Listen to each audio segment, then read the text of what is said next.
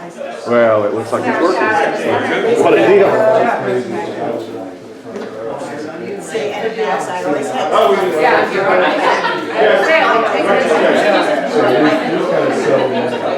What a great looking panel. Well, hi y'all. We've got a really cool panel here today. I'm very excited. I'm Jim Morgan. I'm with Caring Transitions. And we've got a bunch of experts here today. Carol, thank you so much for inviting us here today and hosting us. And I'm going to, who wants to start? Jack, do you want to start the process? What I'm going to do is have each one of them kind of give you who they are, what they do, a little bit of a synopsis of that, work the way across, and then we'll go to questions from all y'all, if that makes any sense. So, Jack. Okay, my name is Jack Barlow. I'm with AMRAMP of Indiana, and what we do is we provide accessibility. A lot of the seniors and even other people that are hurt, injured, need access into their house. It's amazing how many times I get phone calls from either the hospital or the nursing home saying, I'm allowed to go home, but they won't let me go home until I have access into my house. So that's what we do. We provide access into the house. And we can do it in a very timely manner. Especially if somebody's in a nursing home and they say you can get out. Guess when they want to get out? An hour before that. You know. So they want out. And so we can turn it around in a very short time. As a matter of fact, we've done some, and I don't promise this, we've done some in the same day. Where they had an emergency come up and they're like, we have to have this. And we'll drop everything and get it done for them. So we do wheelchair ramps, vertical platform lifts. That's like a small elevator that can go up. Stair lifts to your next floor. We even have stair lifts that have plates on them so you can actually wheelchair onto the stair lift and then go up. Because a lot of times the stair lift can go up and down, but what do I do now? I can't walk. I'm upstairs, but I can't walk. So it's nice to have one of those that can just take you right up and you can just start wheeling around up there. So we do a lot of that, and then we're actually owned by a company called Pathfinder Services. It's a nonprofit organization in northern Indiana, and what they do is they have homes for the mentally handicapped. So just so you know, Medicare and Medicaid don't pay enough to keep them in the house. We are always coming up with fundraisers. Matter of fact, we have a town of 15,000 people, and we did a turkey trot on Thanksgiving Day. We had 5,000 people there. So not too bad out of a city of 15,000. But that's the fundraisers that we do. And I'm just saying that because everything that we bring in, all our revenue, all of our profit goes back to the group home. So not only do you get to get into your house now, accessibility, but you're also, in the same time, helping somebody else to be able to stay into a home instead of having to go into an institution. Cool. You set the bar real high. Well, my name is Dave Holder. I'm the franchise owner of Assisted Living Locators here in Indianapolis. So I help families and seniors navigate the senior living world, so to speak.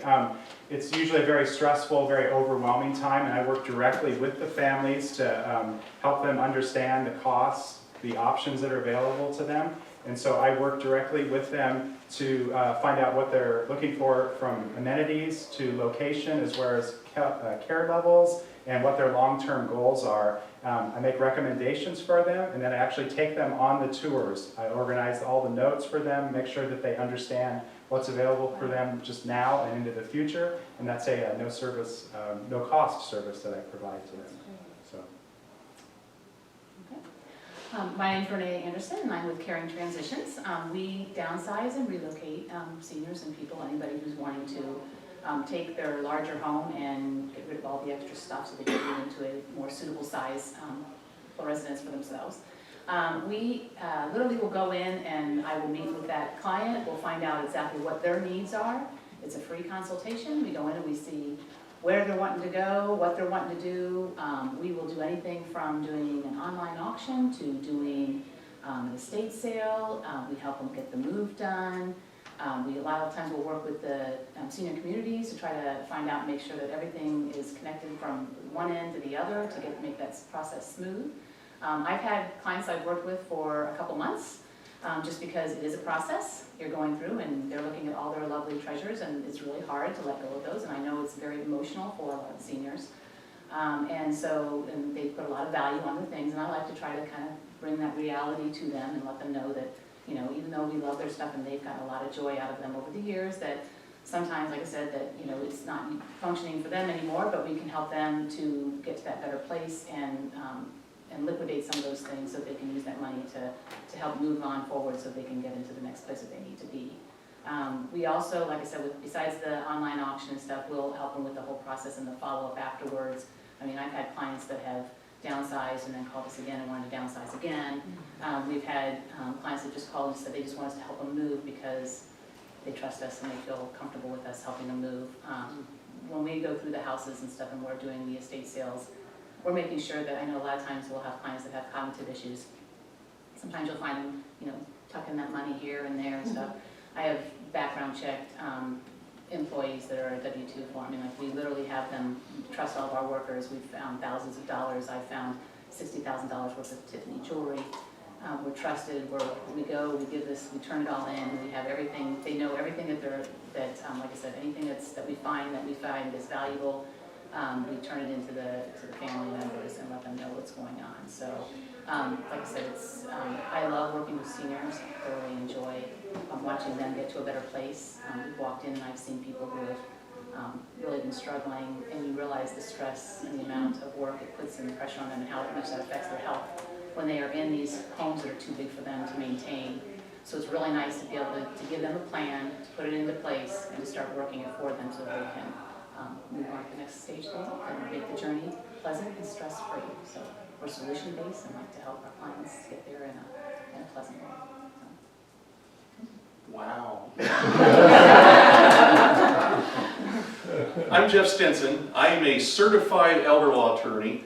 We're entering, I think, my 21st year in this business.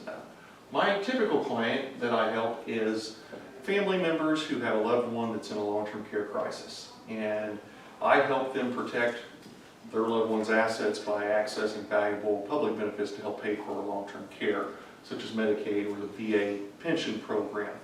Now, these are programs where you don't have to be impoverished, that's a myth, but you do have to have a good legal plan.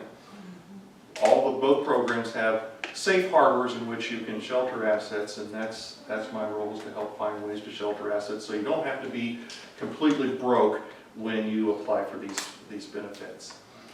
A growing segment of my practice is also, I've always done estate planning, but I'm working with a lot of folks who are concerned about what's long-term care going to look like when I need it. And so I'm working with a lot of the generations before the generation that I help give care to help structure things so that their assets are protected long before their care need. Gives us the opportunity to talk about insurance, private funding, and I will say that that's kind of a passion of mine simply because my dad's a farmer, and protecting the family farm is a big deal to me. So that's a growing segment of my practice area. In addition to the elder law side, I've also worked in special needs law for the same amount of years. That's where I'm helping. Usually it's one or two situations. I'm helping a family plan for what happens when our adult disabled child, we're no longer there to be their primary caregiver, advocate, financier, so we're putting a plan in place to take care of that when those days come. Or I'll often get a call from my personal injury brethren out there who says, I've got a client, he or she's received public benefits for a number of years, we've just received a settlement. Jeff, what can you do to make sure they don't have to spend that entire settlement on their care that I just received for them? And there are safe harbors under the law that allows folks to set up a trust in those circumstances and put money aside. So that's kind of me in a nutshell. I'm a little boutique firm, me and two paralegals, and we enjoy what we do. We're pretty passionate about it and like to think we are very service oriented, focused on the senior and taking a holistic approach to the planning rather than just an everyday, everyone gets the same type of thing. We really take a unique approach to every client. Thank you. Hello, my name is Robert Haley. I'm with American Advisor Group, also known as AAG. I've been in the industry for over 20 years now itself. I've done conventional loans, as well as reverse mortgage, focus on that. My approach over here in Indiana, basically I'm licensed here in Indiana, Illinois, and Ohio itself. My whole approach is really to help seniors like yourself to understand what a reverse mortgage is. It's not a destitute product itself. Also, it's a lot of tools that can help you to maintain yourself or to use some equity for yourself. So my goal approaches there is definitely to educate you in that sense, in that arena. But most importantly, a holistic approach, find out what makes sense for you, short-term and long-term. And that's really the approach of it all. Not trying to force you no direction, but more so educate you about that. Answer some of the myths, the questions that people may have out there about a reverse mortgage or mortgage itself in general. Sometimes you sit on a home that's free and clear of a home, of a mortgage, and you may need some funds or another revenue stream, and show you how to use that tool to itself that benefits you. Use my knowledge of the forward loan, as well as if you want to purchase another home, downsize yourself. You show you how to use a reverse mortgage if you use that tool to do that. So you may have a home that's free and clear, but it's too big for you. You may want to move to a condo or something like that. But you don't want to take all the proceeds from that sale of that home and use it all. You can use a part of that and keep some of the assets in your own bank account, but still be in your home free, be the owner of your home. And still owner of your home, as well as you'll be able to leave that home to your heirs. So, again, I'm 21 years in the business, love to take care of anyone, ask any question they have, and please feel free, I have some pamphlets out there, folders out there, please take the information we leave in a bag. So you can go home and if you have some information to read through, and if you have questions, please reach out to me. Hi, I'm Amber. I'm with Home Care Assistance. We provide non-skilled senior care, whether that's still in the home or whether we're partnering with different communities like Stonecrest and coming in and helping their team. Biggest thing for us, a majority of our clients call us and they're very reactive, right? Mom or dad fell, now what? We'll go into the home and a lot of times we find out that mom or dad, it wasn't just a fall, it was malnutrition, dehydration, maybe lack of socialization, which leads to anxiety and depression. Maybe there's mismanaging meds, right? Did I take my meds? I don't know, I'll take them again. Or did I take my meds? Yep, I should be good. I'm in my late 20s, and if I were malnourished, dehydrated, depressed, anxious, and mismanaging meds, I would be a fall risk as well. So we really take a holistic approach as far as helping with meals and socialization, maybe bringing back a purpose in life, and that will eventually lead right into improvement in all of your ADLs and IADLs. So bathing on your own, dressing on your own,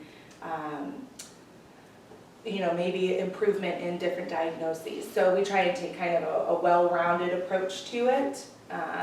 We partner with a lot of people like Jeff to help with payment options and things like that. So like I said, we're a non-skilled side of things, but certainly can help a lot in the home.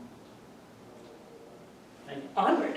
Onward. Excellent. Good evening. My name is Kevin Monahan. My company is Hoosier Health Solutions, and we specialize in all things health insurance related, primarily Medicare. Medicare A, B, C, D, and what is that, right? That's what I do is I help people understand what Medicare is, how it will work with their retiree plan. What else do I need? Do I need anything else? What's a supplement? What's an Advantage plan? There are supplements that also have letters that confuse Medicare A and B with my plan A, B, C, D, so on and so forth. And really anything healthcare related. I'm an independent broker, so I don't have, I'll say, for lack of a better term, loyalty to an insurance company. I work for my customers and for their families. And the nice thing is they don't have to pay me because whatever plan my customers decide on, plan then in turn compensates me. So my services are kind of free to all of my clients, which is nice. Things like how will my Medicare work with VA benefits? Do I need something else if I'm a veteran? Do I have to get Part D? I hear about penalties. When do I need to do things? How do I need to do them? That's what I live, eat, breathe, and have done for the last 10 years, and I absolutely love it. I feel very fortunate to be in the position I'm in, and I want to keep going with it. So that, in a nutshell, is what I do. Very nice. I'm Carol Houghton. I'm with Stonecrest of Meridian Hills, and welcome to everyone here, and thank you to Jim for arranging this. Stonecrest of Meridian Hills provides assisted living and memory care. So what it is residential life. It's like it's a social model for somebody that needs assistance or memory care. We're fairly new. We've been here a little over a year and a half, and it's really a beautiful place. And if anybody's interested in a tour afterwards, I would love to show you what we have to offer. Great. Hi, I'm James Abner. I'm with Remax Ability Plus. I am a full-time, full-service real estate broker, and my youngest son is a full-time realtor on my team, and so we get both spectrums, the young side and the older side. This is my second career. I've been doing it for a little over 7 years, 21 years as an IT director for a large construction company here in town. Before that, brought the problem-solving skills and things from that corporate world into the real estate world. Got into it originally to renovate and restore homes, and I'm finally actually doing some of that, but I found that I enjoyed the interaction with the people and the real estate transactions as much or more than I did the renovation side of things. Over the last few years, it's just kind of become a niche of mine to do downsizing, elder transitions, estates, things of that nature. The first one I did was a referral from a friend. Somebody had lost a parent, and they needed somebody to sell the home. And I found I was able to take the emotion out of it from my side, but recognize the fact that this was very emotional for them, be that sounding board for them, and sometimes just be there to let them vent, and so I really enjoyed that. And of course then if they had a good experience, they tell everybody they know about that. So the referrals started coming in. And I was telling Jim earlier that the best closings I've ever sat in is when I've got an elderly couple that's selling the home that they raised their kids in and lived in for 30, 40 years, and they're selling it to a first-time home buyer that's getting ready to have kids and have got a little baby sitting there, and the stories that are going there, and that kind of the handing of the baton. And I get chills just saying it, because there's just no other feeling I can get out of real estate other than that. So it's kind of encouraged me to get more into it and actually seek business in that arena. I can tell you when a referral comes from a professional like these guys on the panel, sometimes that's a lot easier because the people are already doing that planning. They're already thinking that direction. And I'm that third party, and everyone in the family doesn't think I'm on one particular side, and that is sometimes a difficult part of it. But it's probably my favorite segment of real estate. I do bring a lot of ideas and exit plans for them. They need to hear their options. When I walk in and I see their home, some of them are immaculate and ready to go on the market, retail top dollar. Some of them haven't been touched or updated since they moved in 40 years ago. And I can sit and look at that situation, each one individually, and try to figure out what are 2 or 3 options that they have. So that's kind of me and what I do in real estate. And thank you. Any questions from the crowd as far as the different ones that you'd like to? You just heard a lot of different things from a lot of different people. You know, in this industry, there's so many more people we could stick on that stage as far as different parts of the industry. One of the things, one of the reasons that I'm having these and trying to put these out, I know I just booked one for the 24th of October. We'll be getting information on that shortly. I want to get this out to people because I just saw something in the Indianapolis, in all the Indianapolis media, because it was salacious, so it wasn't from around here, but all of a sudden it was in all the media. And it was about an elderly couple that committed suicide because of the financial things of the medical stuff. And I'm going, this doesn't have to happen. There's not a shortage of programs, there's not a shortage of resources, there's a shortage of understanding and knowing where those resources are and how to access them. So I want to bring these resources to you so that you, because these guys, and they can all point to other things. And we just need to get word out to people that you don't have to get that desperate. There's a resource. And so any questions that any of y'all have? I've got a couple, and pardon me, because I'm not going to remember every single one. The gentleman on the end, do you actually have your own crews that would go and do things, or do you farm it out to the appropriate contractors? No, we don't sub anything. We do all our own You do it work. yourself? Okay, okay. And the young lady next to the elder attorney. Do you, sort of a similar question, do you, when you have estate sales, do you bring other people to make the auctions and purchases, or do you do them and you are the middleman?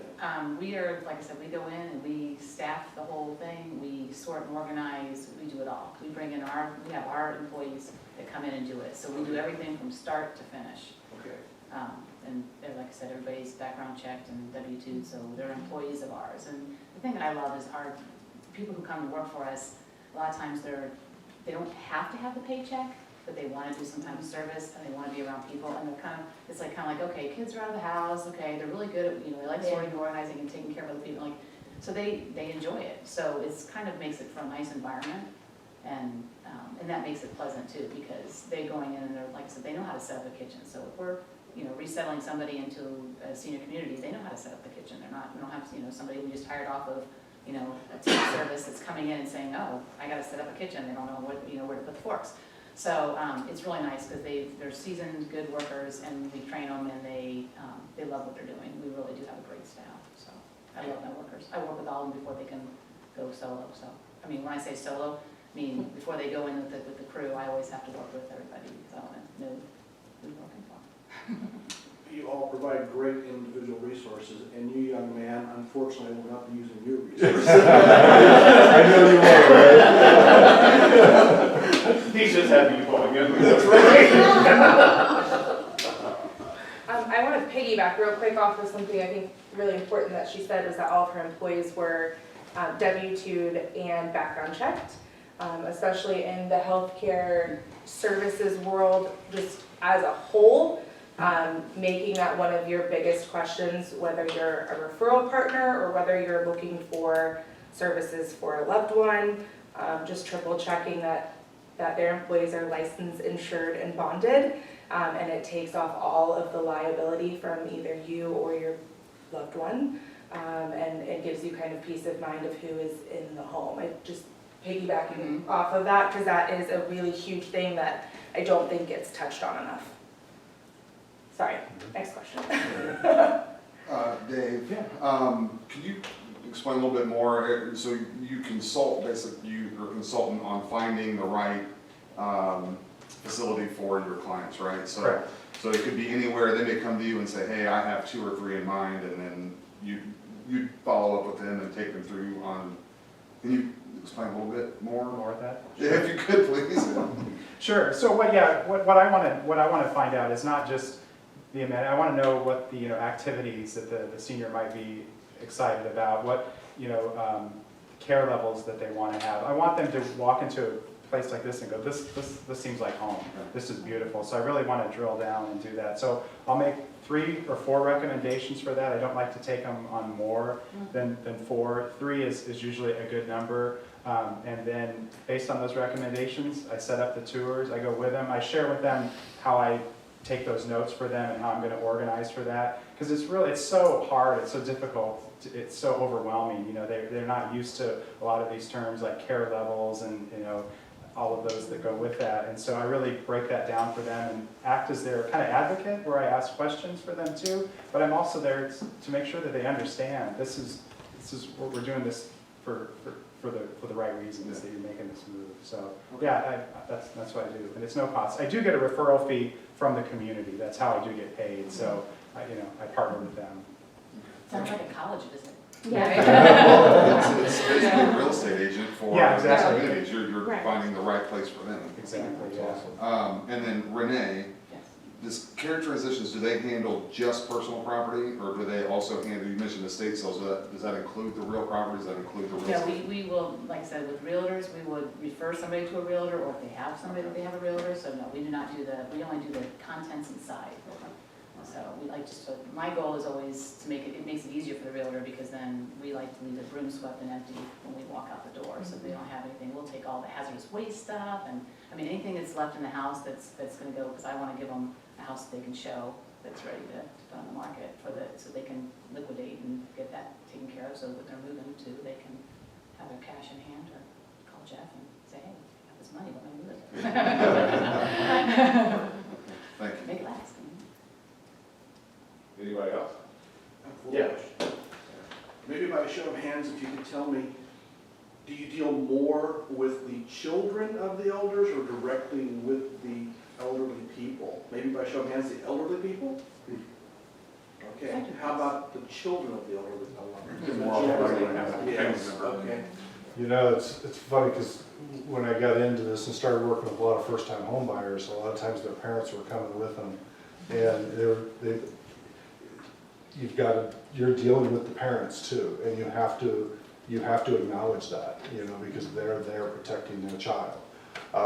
And now I see it in the senior side, where you're there and mom and dad want to be making the decision, but the kids are there, and it's a balancing act. You have to make sure that you're addressing the parent, but then you're acknowledging the fact that the kids are involved in protecting their parents. It's interesting. Yeah, I think many times the children act as an advocate, and they will probably do a lot of the legwork for the parent. They'll come and tour and maybe whittle it down to a choice of maybe two, and then bring the parents in, and it is going to be their eventual home or whatever the decision is. But it is their life, and it should be their final choice, and most times it is. But the children are there usually to help, and based on what I think several had said earlier, it's usually because of a crisis or something's happened, and then that's spurred the action. In my office, I'm always going to be representing the senior. That's the way I always see it. Now, I may be meeting with family members, but it's as the senior's fiduciary. So we're looking out for what the senior's goals and desires are, not what the kids' goals and desires are. Often they're aligned, but sometimes they're not. We have to deal with that. Jeff, I have a question I just wanted to bring up for you in your part of the world. There's a 5-year look back, there's a 3-year look back, whether you're looking at Medicaid, you're looking at VA. But a lot of people believe that if they miss that they're basically SOL. You know, I've had 2 friends of mine that are in their 50s to 60s that have had certain circumstances that have happened in their family where they were looking at getting a divorce to protect their spouse's assets. This is absolutely not necessary. Could you kind of tell what can be done, what some of those targets are? Because that's something I really like that people understand. Yeah, so actually, there's a lot to unpack with what you just said. Let's go with the divorce thing first, because that's my #1 pet peeve. There is no, maybe one time out of 10,000 would divorce make more sense than staying together. If a couple is divorcing simply because they think they need to get public assistance for the the one that's in need of services. That's wrong. There's, matter of fact, we can often protect more of the marital assets if you stay together. When I reference those safe harbors, and this is a good segue into your other questions here, yes, we start with the transfers. Whenever someone applies for Medicaid benefits, the office is going to ask, have you given anything away in the last 5 years? And if you have, we're going to approve you for benefits, but we're not going to help you for a period of time equivalent to what those dollars that you gave away would have bought for nursing home care coverage or home care or assisted living, whatever the case might be. And they're going to skew that decision on the applicant. You know, the applicant might say, well, wait a minute here, I was just trying to help my grandkids with college, or I had to get my son out of jail, or, you know, cases like that. But they're going to presume that you're just giving this money away to become eligible for benefits. So it's important to have an advocate there to make sure that you're presenting the case that's best suited for that individual. You want to say, I don't care what the presumption is, here I can prove that no, I give $1,000 every year to my church. I wasn't contemplating Medicaid when I gave that $1,000 check to the church. With VA, there's a 3-year look back. So for VA pension benefits, when you apply for benefits, they're going to look back 3 years, although it's being phased in. So right now it's back to October, but eventually it'll be a 3-year look back. And same situation, you want to make sure that, first of all, that is being presented in a manner that doesn't negatively affect you. Regardless of whether you have transfers, transfers aren't the only way to become eligible for Medicaid. Both of those programs have safe harbors. And what I mean by safe harbors, yes, both of them have an asset limit, but there are assets that are exempt that don't count towards that limit. So oftentimes you take things that count, say a bank account, and you invest it in something that's exempt, an annuity or real estate, or, you know, there's different options of that manner. That allows the individual, the senior, to keep those assets but still qualify for benefits. And in the couple, full circle here, in the couple situation, the safe harbors, those exempt assets, they're more numerous and voluminous than a single individual. So oftentimes, if it's one person needing to apply for benefits and the other still needing those assets to stay home, we protect all those for that person staying at home using those safe harbors. There's no transfers, there's no giving anything away. So, yeah, that's a big myth. And with the new this VA transfer rule, it was implemented in October, and just today my staff we were having a meeting, and my intake paralegal said, you know, I'm getting all these comments on the phone saying, I've heard that there's just nothing we can do to plan for VA pension anymore, and that's not true. There's still plenty of things we can do to plan for VA pension. So I'll throw that out there. It's not a matter of giving everything away and waiting out that period of time. It's just a matter of having a legal plan and putting it in place. So no time is too late. We can do things right now if there's care that's needed tomorrow. Absolutely. Robert, one other question is, I'm a big advocate of reverse mortgage purchases. Most people don't understand those. Most people don't even know that they exist or how it works. Had they existed when I was trying to move my in-laws down from Wabash, Indiana, where the little house was worth $60,000, to Fishers, where they could be closer to us, that it would be $120,000. I would have built a monument in the front yard, you know, make a shrine to whoever showed me how to do that. Because they could have sold that house, bought the new one down here for half, 50% down, never had a payment on it forever, just made her upkeep, and they could have done that. Could you want to go into some of that? Does anybody here not know about the fact that you could buy a house on a reverse mortgage and never have a payment? Okay. Yeah, but there's a limit. Yeah, absolutely. Well, There's a quota. I mean, you can't have 100%. no, you have we put like 50% down. It depends on how old you are. It's kind of looks like an actuary, you know. So, but it's like I just want. It works on the scale, basically. You know, you think about it. Use simple numbers. Let's say $100,000 home. As you're in a house now worth say $300,000.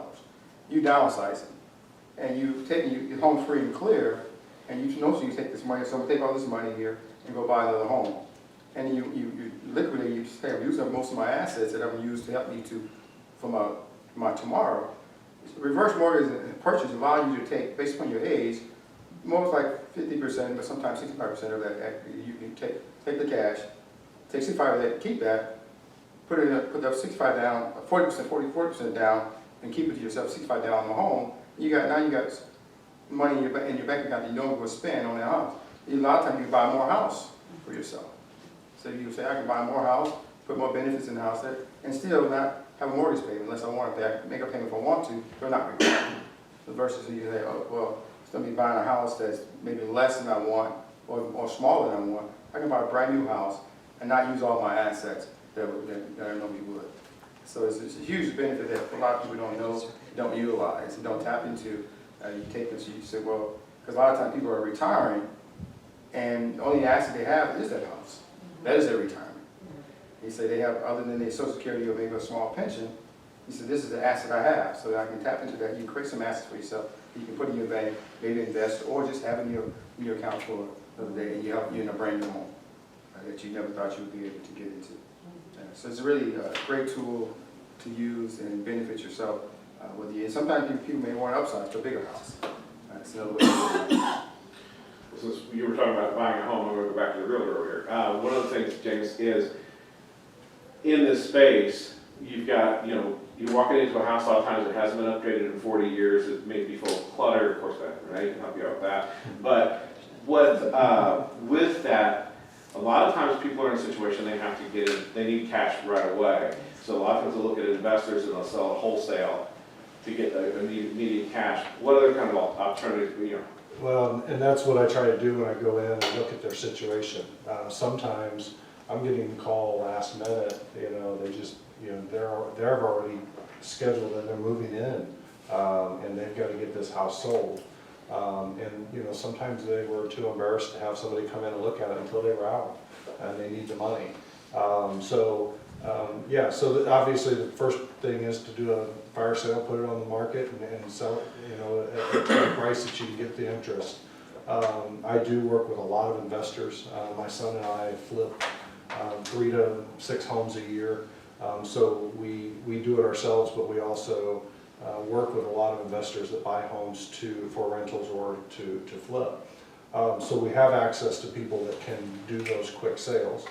But it comes back to that problem solving. I like to try to find the best solution. Sometimes they're not in a super hurry, but they don't have the money to fix it up, and they would love to see it fixed up and sold. I did one 2 years ago, maybe 3 now. The house went in, evaluated the house, market value on it was about $90,000. But I told them, look, if we put $25,000 to $30,000 in it, I think I can sell it for $175,000. They didn't really have the money. It was a situation where they didn't have the money to do it, but fortunately the kids were there helping, and they were open to some options. And I brought in an investor. We flipped their house that they owned, and then they split the profits. So there was the investor didn't have to go out and invest $90,000 to buy this house, and then 30 or 40 to improve it, and then have that margin. They didn't have to buy the house. All they had to do was come in with the rehab money. They already owned the house free and clear. So you had 2 parties that had the parts that needed to be put together. And in the end, I think they split we ended up actually getting $182,000 for that, multiple offers in a couple days. And I think they ended up splitting somewhere in the $60,000 range. So it's just a matter of finding a good solution for each situation. With AmRamp, after the equipment's no longer used, is there a secondary market? Do you come back, take it out?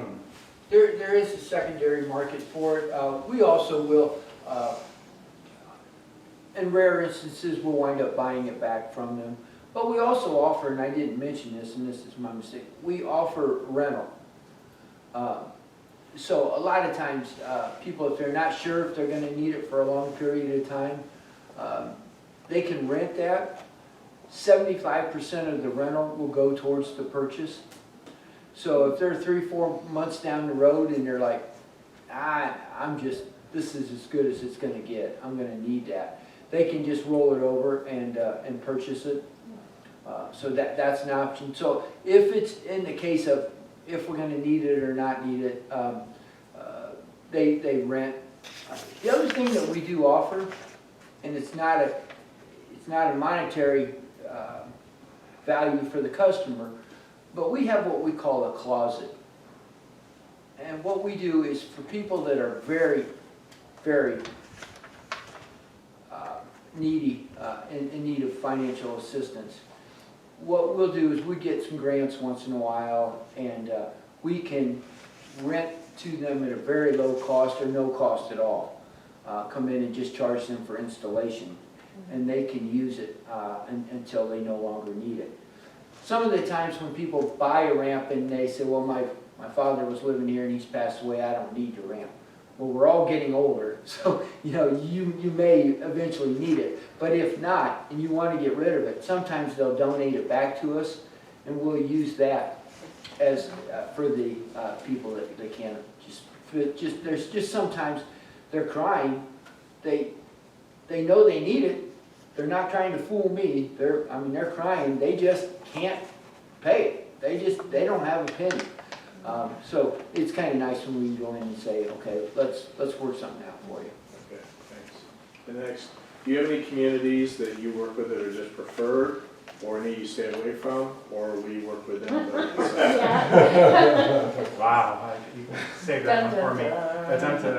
You know what, I'm real straight up, if it's an option, I want to put it out there to them. I mean, there's always rumors around. We look at all the state surveys, we have those conversations about, what they can afford, what maybe that survey is if they're going through a rough time, and then have that conversation with the community. So I want to be very transparent with every a family that I work with about what we know and what's out there, yeah. So again, are there communities you don't work with?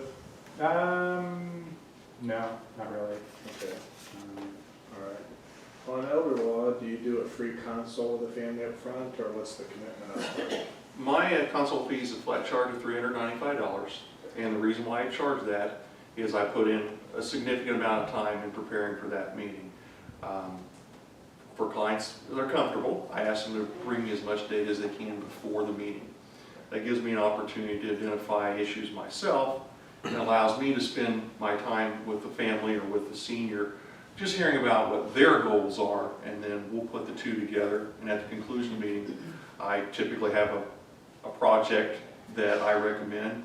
And if you hire me for the project, $395 just goes on as a first payment towards that project price. All right, thanks.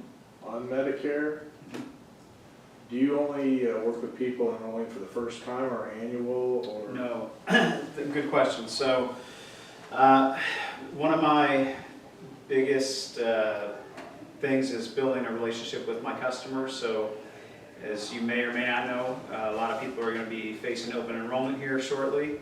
For the last 72 hours, I've been envelopes, addressing, stamps. My kids have been helping me.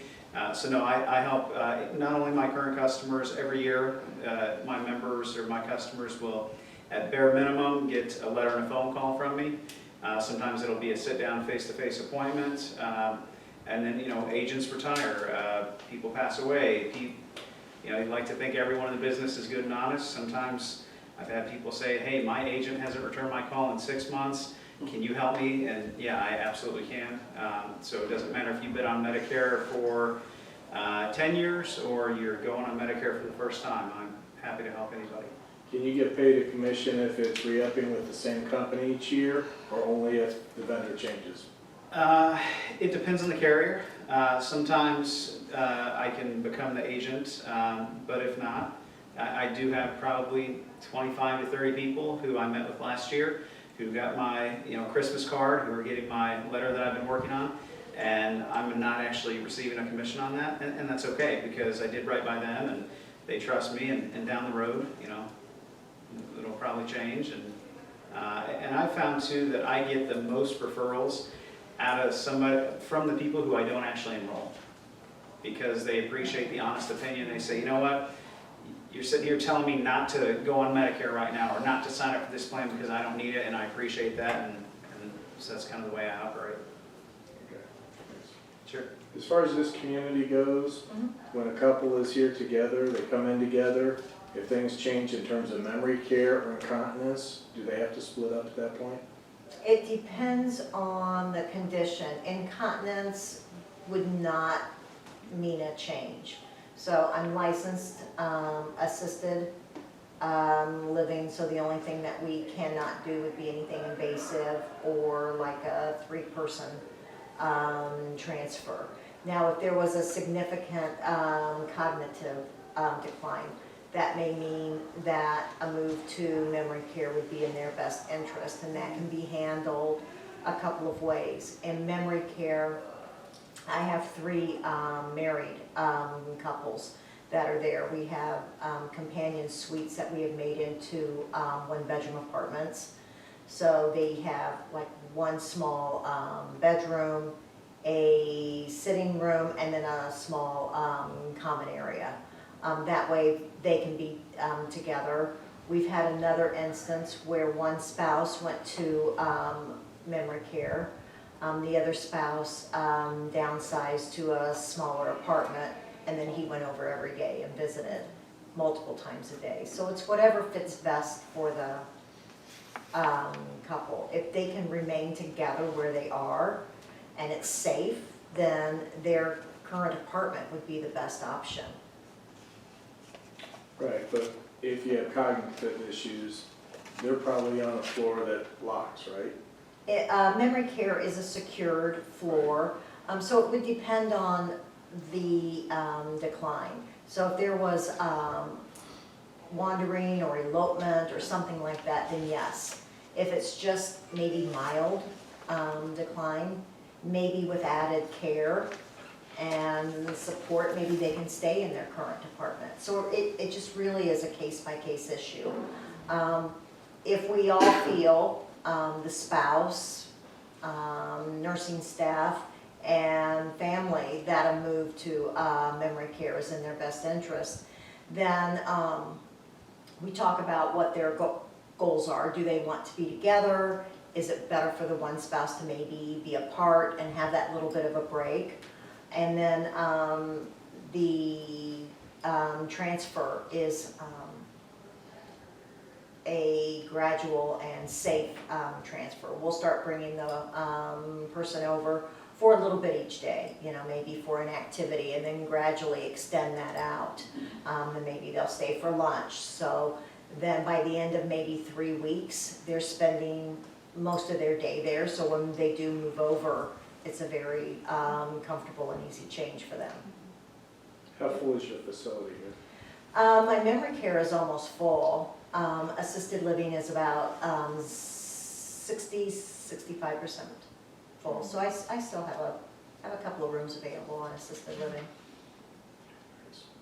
Couples are a perfect example of when home care and a community can really, becomes a perfect marriage.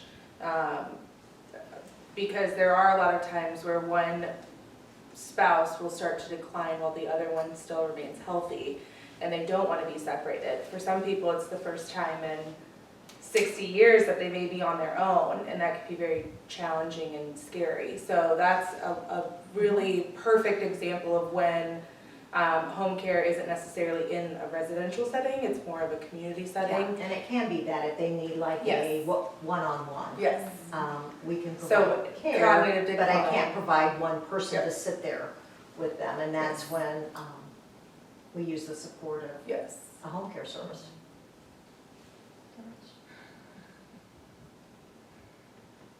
Anybody else? One thing I would like to ask you guys to do, and I'll let you kind of figure out who wants to do it and where, whatever.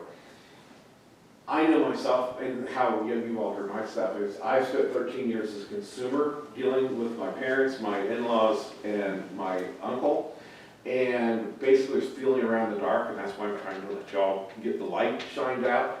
So if there was something that you would love for people to know, if you had a megaphone that you could do it, what would be something, I'll let this, whoever wants to jump into that, what would be something you really would love to get out to people that people may not know, but, oh my gosh, if they only did. Carol, because they're, and Carol, full disclosure, we worked together. She helped me get my uncle into a facility, so, and Jeff took care of his money. We've had a lot of those kind of conversations, and I guess from my point of view, many people still see assisted living as a nursing home, and the grandparents or the parents, oh, I don't want to go to a nursing home. And it's not like that anymore. I think they're still envisioning, when you walk into a place and it reeks and there's people in wheelchairs slumped over and somebody yelling, help me, Jesus. But it's not like that anymore. It's a vibrant lifestyle and it's a social model. Happy hour. We do have happy hour Monday through Friday. But I mean, it's a place, what breaks my heart is when somebody's isolated in their home. They no longer drive and they need more social engagement and more opportunities to meet others. So I guess from my point of view, it would be that it can be a positive change. Just to piggyback off what she's saying, that's one of the big things is where we have, because we have over 230 franchises across the United States, kids aren't living in the same areas as their parents, and so we are able to work with other franchises and help them get settled or help them get moved. But that's one of the things that they're like, oh my gosh, I can't take off work, I can't go there, I can't pack them up, I can't get them done. We have all those connections that we can make that happen so that they can either get them here or whether they're going there, but nobody can take off, like I said, a week off and they're wanting to go through this stuff, and we'll go in there and help them do that and connect with another franchise, send pictures, let them know what's going on, let them know the situation. We have that connection with that franchise, we work together and communicate so that it's not a foreign, somebody packed all this stuff and we don't know what's coming. And it's just, there's a great communication flow. We've done it several times with families and it's been very successful. And as a matter of fact, we've gotten raving reviews with that, and so. Oh, sorry. No. My dad died of Parkinson's. He was a college professor, very smart man, but he couldn't move. He got to the point he just couldn't even move. And he kept asking when he was coming home. And it was before I knew all of this stuff. There's tracks on the ceilings that you can put, that you can go into your bedroom and lift people up, move them around, move them into the bathroom from the ceiling. You don't have to do. We knew of a Hoyer lift, but that's all we knew. It's our fault. It's just like you were saying, Jim. Just don't know what you don't know. I told my mom, I said, Mom, he can't come home, you'll die taking care of him. I didn't know so much of this stuff was out there. And I guess that's why I kind of like these kind of meetings. So maybe not just for me, but for reverse mortgages. There's just so much out there that people don't know about it, and we just need to get them connected. I don't know if my dad would have been able to come home or not, but I bet there was a lot we could have done for him. Or could have stayed home a lot longer if I would have just researched a little bit better. Jim, that's a hard question for me to answer, because in 20 years, I would have thought that I've stamped out a lot of these myths that are out there. And it still surprises me when I have someone come in my office and say, they're going to take my home. No one knows who they are, and no one's ever going to take your home, but we hear that often. But if I have to pick one thing, I think I'll just mention that just because someone needs long-term care doesn't mean they have to go to a nursing home. And I think a lot of folks avoid getting help till it's too late because they think help means my husband's going to have to go to a nursing home. And there are so many other alternatives, home and community-based alternatives, home care, assisted living care, and we were talking earlier, adult congregate care, which is kind of a group home setting for folks. That's all out there, and guess what? Medicaid will pay for that stuff too. So there's resources out there to help pay for those home and community-based alternatives. And it breaks my heart when I have a spouse that she's just at her wit's end because she's tried to take care of somebody for 2-3 years because she thought that the only way that this person was going to get, not be in a nursing home was for her to do it all. And it's just not true. We can get those alternatives. Matter of fact, I think I probably do more business helping folks get coverage for community-based alternatives now than institutionalized coverage. I would say, just don't wait. I mean, the whole reason I do what I do is 2 years ago, my father-in-law was diagnosed with dementia. We had no idea what to do until after two bad episodes, we realized we couldn't keep him in the home anymore. And I watched my family try to figure this out, and it was horrible. The stress on him. First place we put him into was not a good fit. And 2 months later, we had to start the process all over again. So you can reach out to me, and even if it doesn't work to be a placement, but we can work with Amber, keep him in the home safe longer, go to Jeff, do a reverse mortgage. We have resources there for you. So just don't wait. Don't just sit back and assume things and think about they or it's this. Reach out to any of us, and we'll figure it out. The biggest concern, Mr. Smith, if people have, think is that reverse mortgage is it's a destitute product program, or it's going to take them home. This is lack of knowledge. I call it knowledge and fear. Two things together, knowledge and fear. You think you know something, but you talk to yourselves. And you're talking to your neighbor. What do? They don't do it for all, anything, but you talk to each other, so you get nothing. You get a conversation, your interaction, but no knowledge, no education put in place. Reverse mortgage is a wonderful tool, and it's not for everybody, that's true, like nothing is. Right. But before you make a decision on something, get factual information, and ask questions. Educate yourself on something of the tools, what you need, and how it can use you short-term and long-term. And that's the biggest piece I feel, and I feel that most people fear things somebody will make them do something. If someone tries to make you do something, you don't want anybody to force you, and you want someone to educate you, give you this information so you be well informed to help you make an informed decision. And don't do it from a fear standpoint. Do it for what you're going to do to help yourself short-term and long-term, how you can do it. Because some people are sitting home free and clear and need resources to do things. The home is a resource. You don't have to sell your home to tap into resources. You can keep still your home. You still be able to give a home to your kids, your heirs, but you use the resources to help you maintain yourself and your quality of life in your home. Whether it be funds to help you stay there, or whether it be if you have a mortgage to extinguish a mortgage, whether it be to provide care from the program to help you maintain yourself in your home. It's a tool. So understand all your tools help you make the best decision for yourself. And that's where I call it a holistic approach, because a lot of times, you sit in home and you don't have all the answers. You think you don't know who to ask or what you need. But one like all of us now can refer you to a trusted partner that we know that you get the right information and take care the right way and inform correctly about all your options. Because I may talk to you a lot of times, the biggest mistake I feel that when I talk to the client, I can't help them, but they don't need my service, but someone else does. I can refer them to that can do a better job and really do what they need. And so that's where you take care the right way. And you're not wondering and you feel who can I trust. Because everybody, you Google everything and you get a lot of people. But who are they? But who are they? Because you rather someone that you trust refer you and you get the right information and someone educates you and you're well informed and you make an informed decision versus something you regret. Because we can't take back something you already did. And so you got to live with it. So be informed, educate yourself. And to that point, you brought up Google, and I can't tell you how many times, I saw this online, or, and it's good to talk to neighbors and friends, but not my neighbor Betty said, this is the worst thing ever, or this, I would have people say, well, this hospital tried to kill me, or this doctor tried to kill me, and I would never go there. And so, if you ask the same question enough times, you're going to find every possible answer to that question. It doesn't mean it's the right one.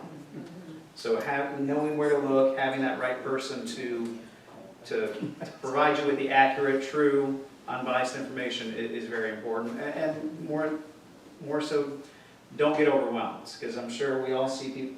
One of the biggest things first time we meet somebody, they're ready to pull their hair out. I'm so overwhelmed. I don't know what to do. I don't know which way is up. And don't get overwhelmed.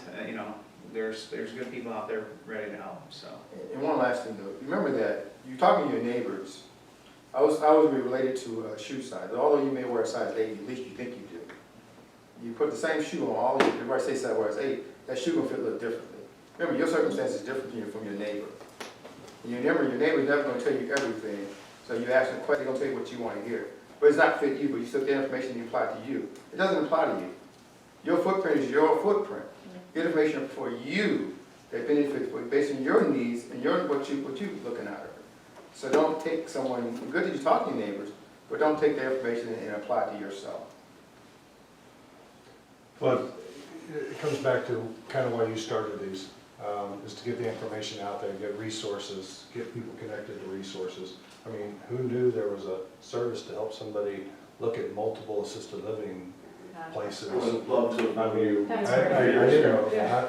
And you know, there is a stigma with, when you hear assisted living, and I know a lot of older people, when they hear assisted living, they hear nursing home. They don't hear what you see here.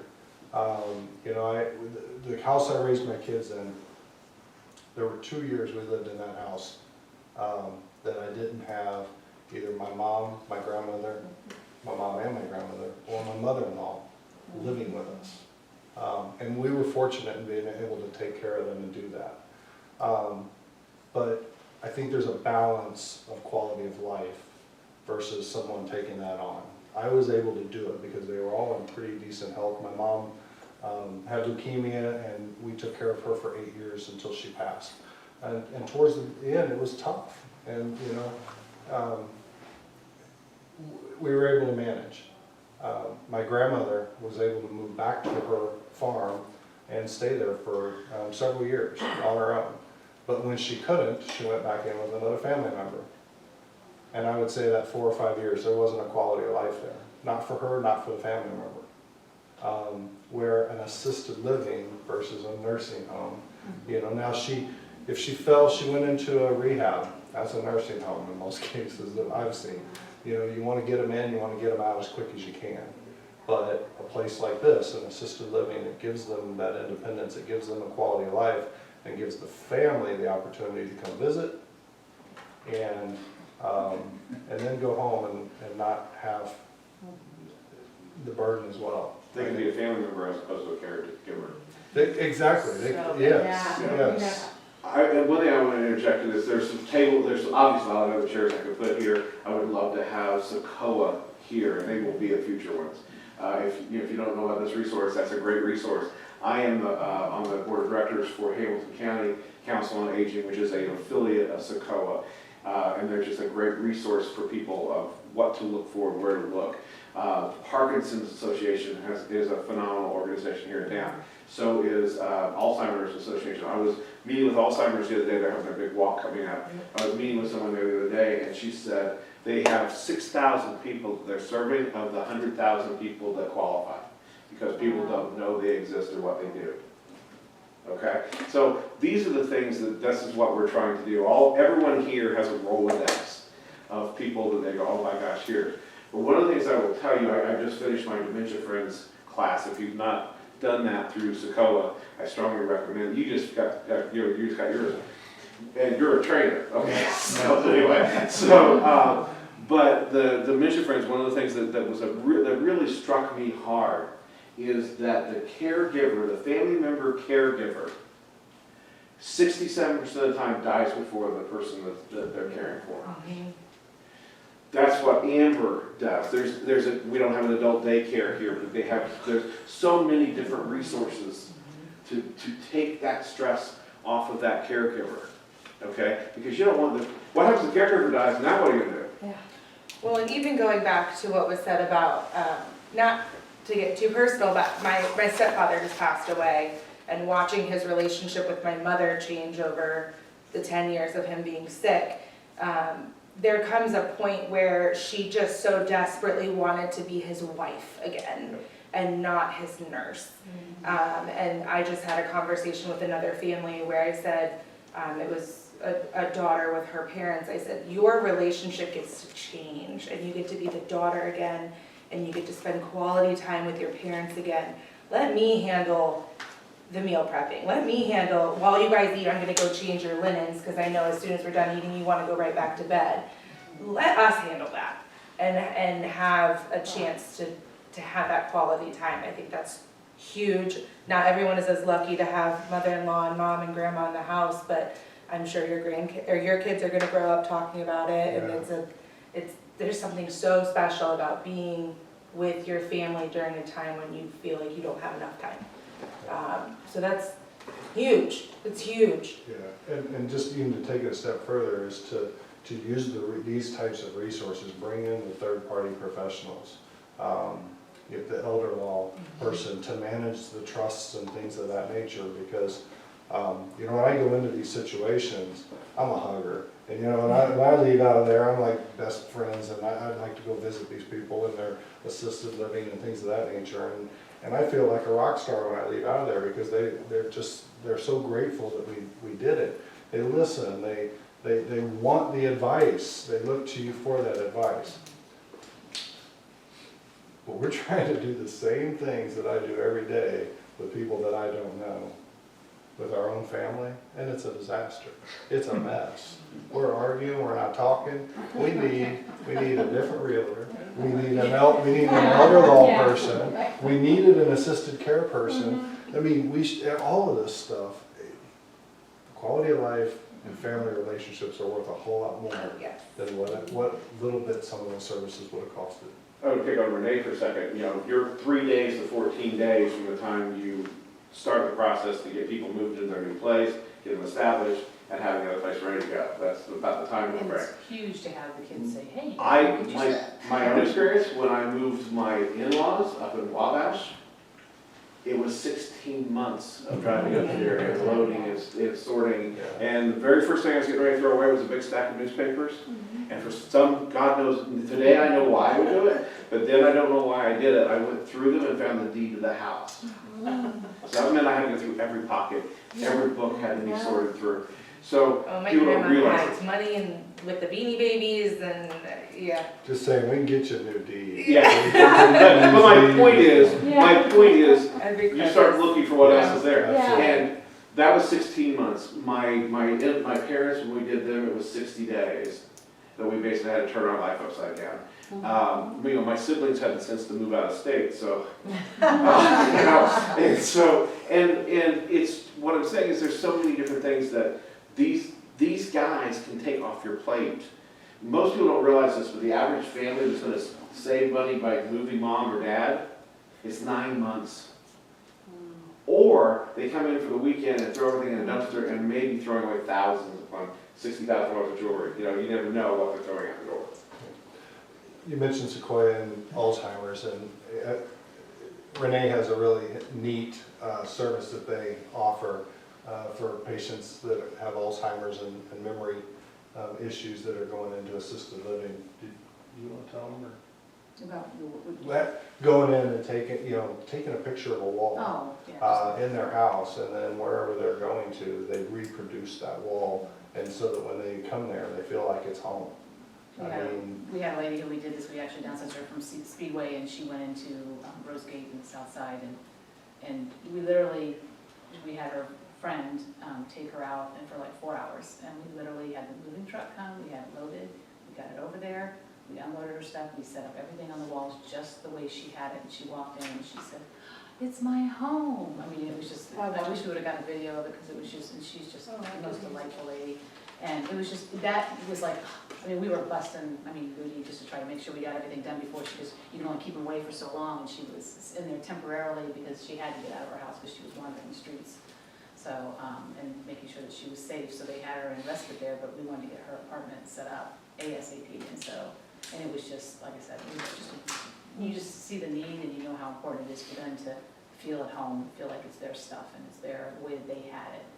We'll even take pictures of drawers and make sure that the drawers are put back exactly the way that they had stuff in the drawers. So. Anybody else? Okay. I'll make a comment. I think you guys are a wonderful array of resources. One of the ones I think that's missing down here is a financial advisor, because the side of that people don't see, that families interacting don't see, is a parent or parents trying to pick the right person, or corporate trustee, or should we do joint trustees? It's a little unlegal, but they see the interactions the families have, and some of those are brutal. And there's a lot of elder abuse on that side. There's an incredible sense of entitlement that kids can find when money feels like it's getting closer to their pocket. And so that's something that's a real problem, the elder abuse on the financial side. So I think you find the right person, and there's a lot to be said for that. You know, as far as adding to what you guys are offering. Because a lot of what you offer are people that are limited resources, and there can also be the problem of more resources, and people can't wait to get their hands on it, and there are plenty of ways to do it. So I think that would be nice to add to what you're doing. Awesome. Yeah, we've had a couple clients who were ready to move into either assisted living or a memory care unit, and the kids just thought that was flushing money away. They didn't want to touch their inheritance to put their father in the right place. And it's an ethical issue for us as a company providing care, and I'm not the decision maker, so that is so common. You could spend 10 hours talking about that. So I agree with you. Thank you so much for coming. You guys hang around after people have questions and stuff like that. So again, thank you all for coming. So Hey, Jim, I know that it's a rodeo. a lot of us brought materials and put on the table out there. Yeah. Take a bag and a folder from me. Bag and a folder.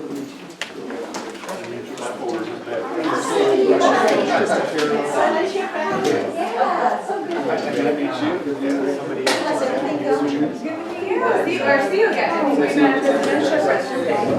Yes, thank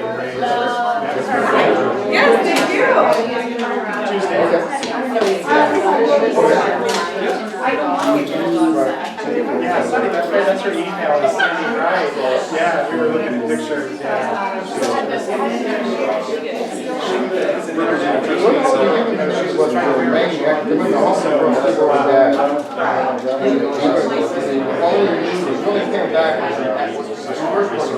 I started getting relationships. If you only use that portion of People come and send it to you, I think won't work with you. It's going to take some days.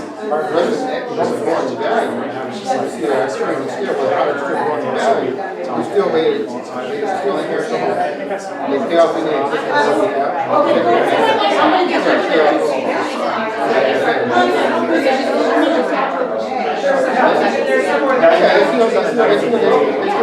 you still have a home, but there's more than you only paying back what you use. Then there's an insurance protection, just in case you maybe the house that you thought they could come out and crash.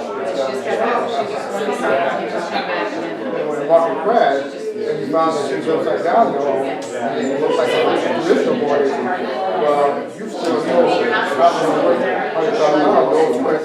That lady said, I want my $20,000. With the insurance part of it, you only pay back the household $100,000, 95%. And so the other part is forgiven.